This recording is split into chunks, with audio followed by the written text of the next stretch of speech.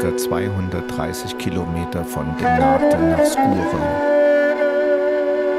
Wir starten direkt nach dem Frühstück gegen 9 Uhr an unserer Kaspar Dimdav und fahren durch Demnate bis zu einer nahegelegenen Naturbrücke mit Wasserfall unweit der Stadt mit dem Namen Imenifri. Auf kleinen Bergstraßen überqueren wir den Hohen Atlas. Unser Weg führt uns über den Tisin-Utfi-Pass und den Tisin-Fetgat-Pass durch eindrucksvolle Schluchten und Täler bis nach Skura. Am Rande der Oase von Skura werden wir im Kaspar Talu übernachten.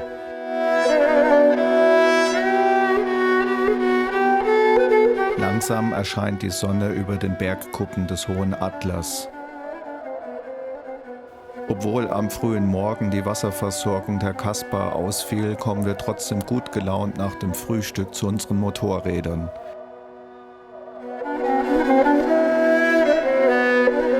Während unser Mechaniker nochmal den Luftdruck aller Maschinen kontrolliert, packen wir unsere 7 Sachen zusammen und schon geht es los.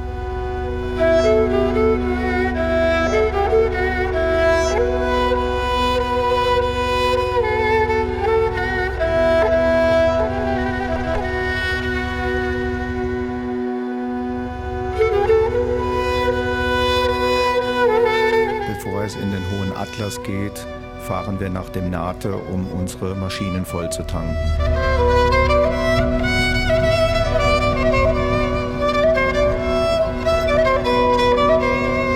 Über eine neu gebaute Prachtstraße geht es von Demnate hoch in die Berge zu der Naturbrücke.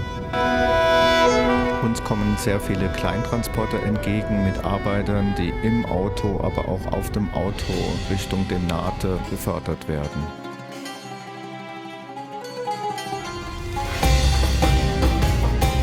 Wir sind nun an der Naturbrücke Imenifri angekommen, werden unsere Motorräder genau oberhalb der Brücke parken, um dann zu Fuß die vielen Treppenstufen bis runter zum Fluss zu gehen.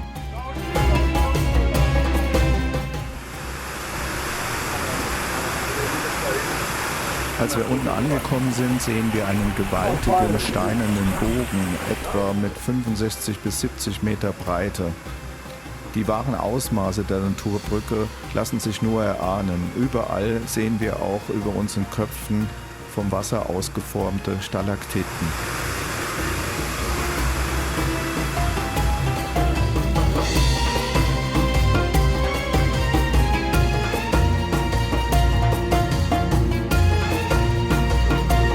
So, genug gesehen. Jetzt fahren wir wieder weiter Richtung Hohen Atlas zum Tisin-Outfin-Pass auf über 2000 Meter Höhe.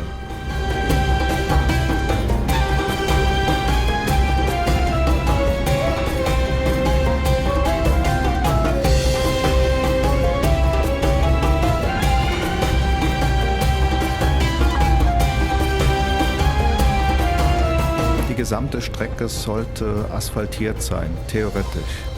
Praktisch fehlt hier und da auch mal ein gutes Stück. Einige, gefühlt sogar etliche Kilometer sind jedoch Geröll- und Sandpiste. Also staubig und schön. Auf der Straße über den Tisin-Outfin-Pass herrscht praktisch überhaupt kein Autoverkehr und es ist überhaupt so wenig los, dass man sich über jedes Lebenszeichen freut und sich instinktiv merkt, vor wie vielen Kilometern man den letzten Ziegenhirten gesehen hat. Die Fahrt dauert auch deswegen ihre Zeit, weil es leider absolut unerlässlich ist, ständig abzusteigen und die atemberaubende Stille sowie den Blick auf die sich auftürmende Gebirgskämme des Hohen Atlases zu genießen. Die Höhenangabe des Passes schwanken zwischen 2149 und 2180 Meter Höhe. In der Nachbereitung dieses Videos konnte ich auf der Internetseite dangerousroads.org lesen, dass genau diese Passstraße einer der besonders gefährlichen Straßen von ganz Marokko wäre, was ich beim Befahren der Straße nicht feststellen konnte. Im Nachgang muss man allerdings sagen, gibt es einige Passagen, wo Motorradfahrer, die nicht tagtäglich Offroad fahren, gefordert sind. Und wir hatten auch einen kleinen Zwischenfall, zu dem ich dann später komme.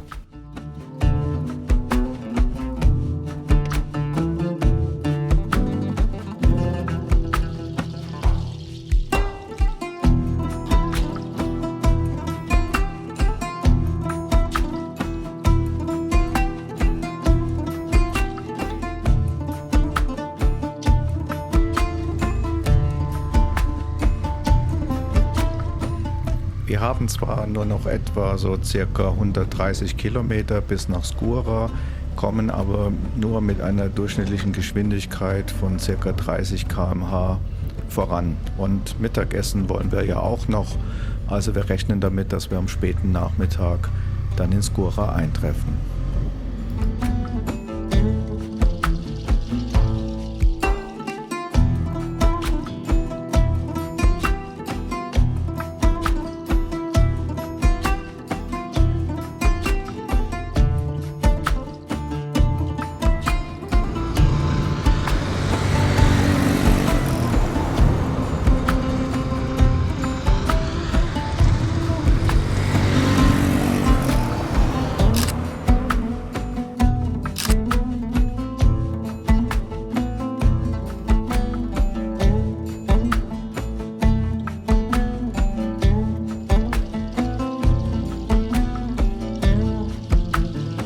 Ein Schild der Straßenmeisterei macht uns darauf aufmerksam, dass auf den nächsten Kilometern die Bauarbeiten noch voll im Gange sind und die Straße rundum erneuert wird.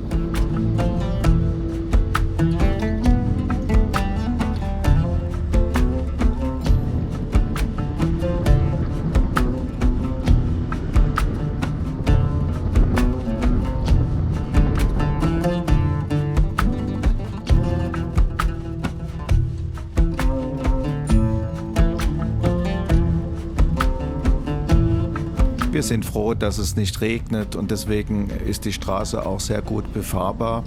Und wir entdecken immer wieder kleinere Siedlungen, die wie Adlerhorste auf den Felsnasen kleben.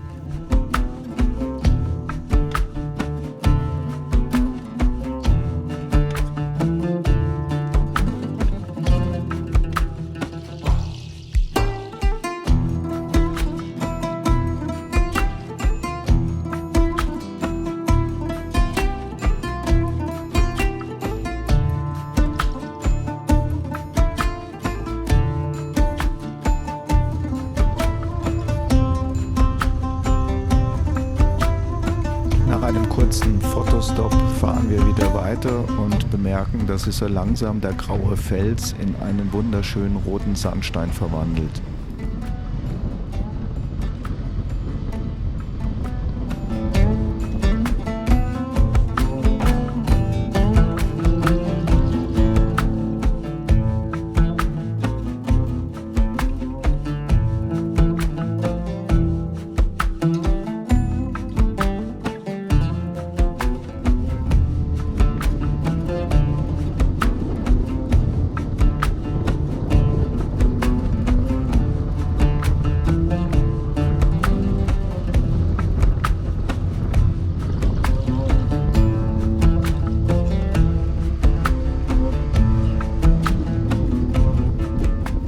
Die Straßenverhältnisse werden leider immer schlechter und sandiger und wir sind mittlerweile ganz schön zugestaubt, obwohl wir einen gebührenden Abstand zueinander immer einhalten.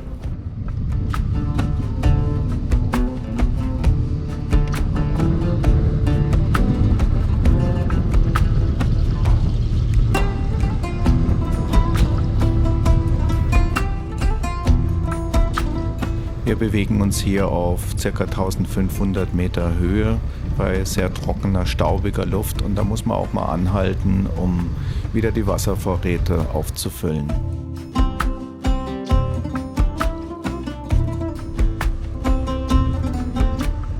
Ab und zu begegnet uns mal ein Baufahrzeug oder auch ein Kleintransporter, aber auf der ganzen Wegstrecke kann man eigentlich sagen, begegnet uns kaum ein Fahrzeug, sodass wir die Straße für uns alleine genießen können.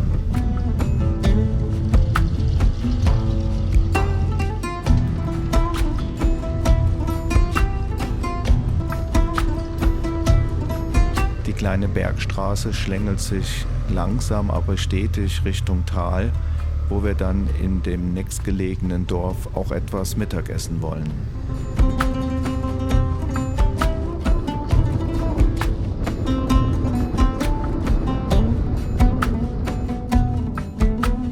Unser Tourguide kennt einen Geheimtipp, wo er für die Gruppe etwas zum Mittagessen reserviert hat. Wir sind ganz gespannt, wo nun die Reise hinführt.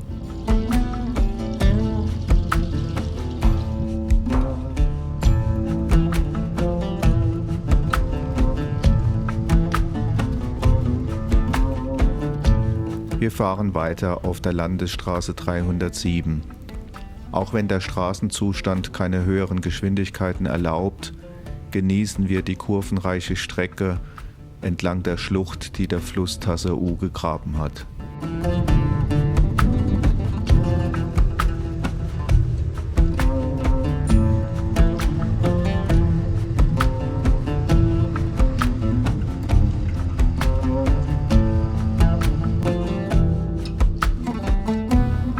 Wir erreichen nun unser Zwischenziel für die Mittagspause.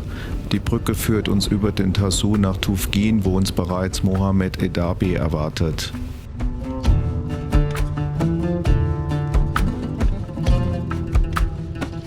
Mohamed und seine Familie ist sehr gastfreundlich zu uns und er lädt uns ein zu einem köstlichen Mittagessen in seine gute Stube.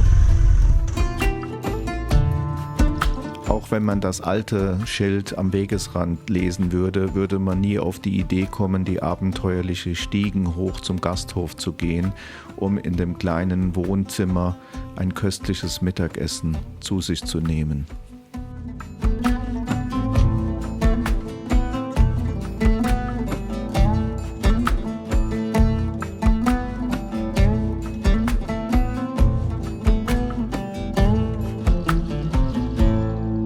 Während er uns den traditionellen Pfefferminztee ausschenkt, erklärt er uns, welche Probleme seine Familie und auch das Dorf hat, da aufgrund der Pandemie der Tourismus ausbleibt.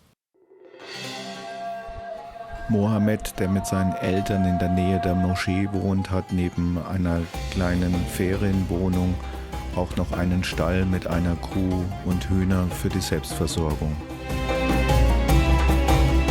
Wir verabschieden uns von Mohamed, der uns noch einige Äpfel schenkt und wir fahren dann weiter hoch auf den Tisin-Fetgat-Pass. Die Straße wird leider immer schlechter, staubiger, sandiger und wir müssen auch tierisch aufpassen, dass uns nicht das Vorderrad wegrutscht.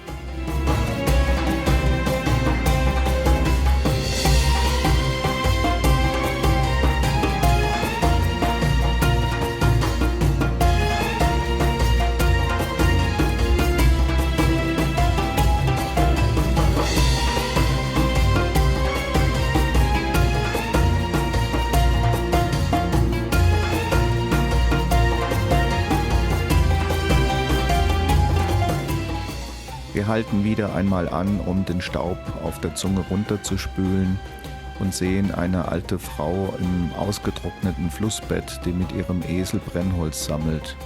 Bei diesem Anblick bekommt jeder von uns ein schlechtes Gewissen und wir lernen es wieder schätzen, wie gut es uns Europäer eigentlich geht.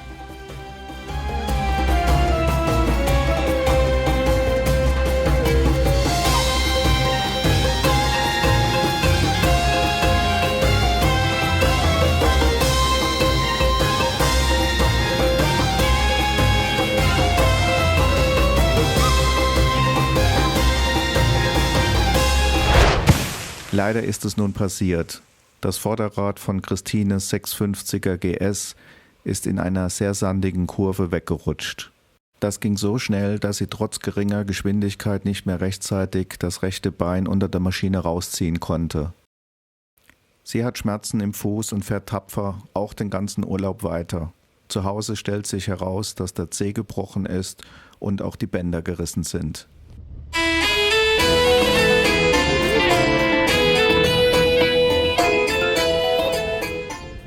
Nach einem ersten Check konnten wir feststellen, dass sowohl Christine als auch die Maschine fahrbereit ist.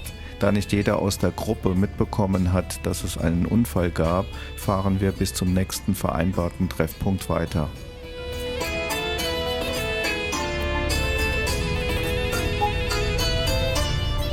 Wir nehmen eigentlich gar nicht so richtig die bizarre Landschaft wahr, denn die Gedanken drehen sich um Christine. Wir eskortieren Christine und sie sagt, dass der Enduro-Stiefel die Schmerzen einigermaßen erträglich machen.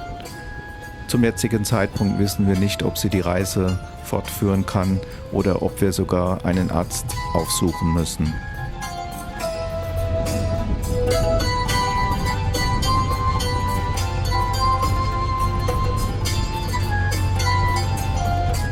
Wir halten kurz inne und bewundern den wunderschönen Canyon am Hohen Atlas.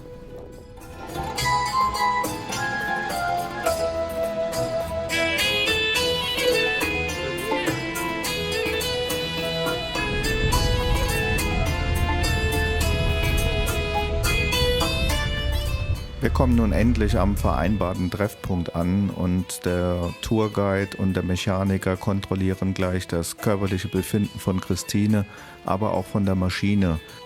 Christine ist soweit okay und kann die Schmerzen mindestens bis zum Hotel ertragen, aber bei der Maschine stellt sich heraus, dass der Lenker verbogen ist. Den müssen wir natürlich richten. Mit dem Blick auf eines der größten Solarfelder Marokkos fahren wir weiter Richtung Skura.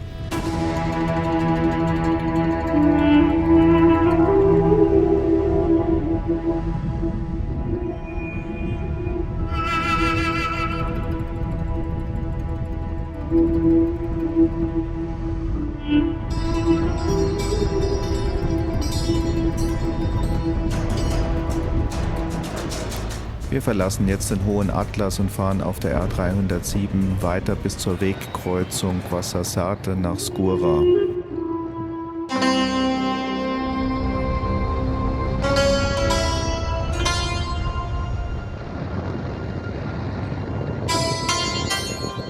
Kurz vor Skura biegen wir dann links ab, um die letzten Kilometer auf einer Piste zu unserem Kaspar Taluk zu kommen. Dort werden wir heute übernachten, in der Nähe einer Oase und auch Abendessen. Aber als erstes schauen wir uns mal das Bein bzw. den Fuß von Christine an.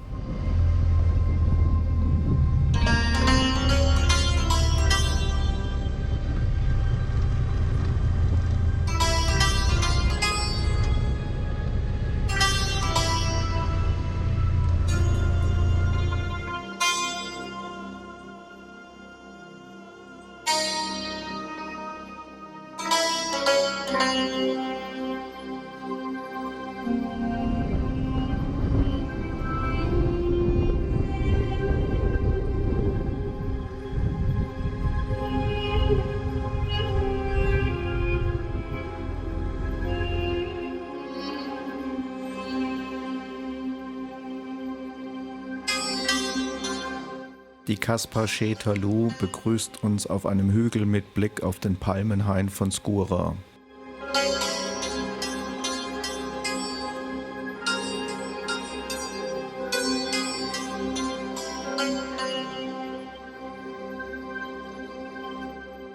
Das Angenehme ist, dass die Kaspar sogar im Innenhof einen Außenpool hat.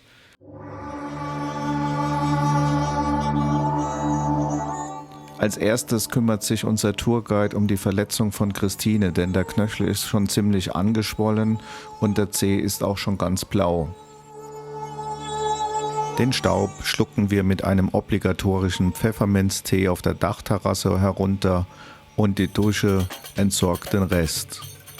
Bevor es zum Abendessen geht, erkundigen wir die nahegelegene Oase und bewundern die schöne Aussicht. Christine ist zuversichtlich, dass sie die Reise mit dem Motorrad fortsetzen kann. Die Salben und der professionelle Verband helfen ihr, die Schmerzen zu ertragen. Beim abendlichen Briefing erfahren wir, dass es morgen unter anderem die Rosenhauptstadt geht und in das berühmte Dadestal.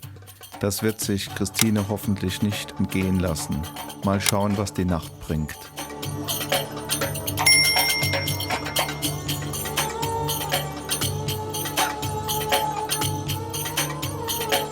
Mich würde es freuen, wenn ihr auch das nächste Mal dabei seid. Bleibt gesund und bis dann.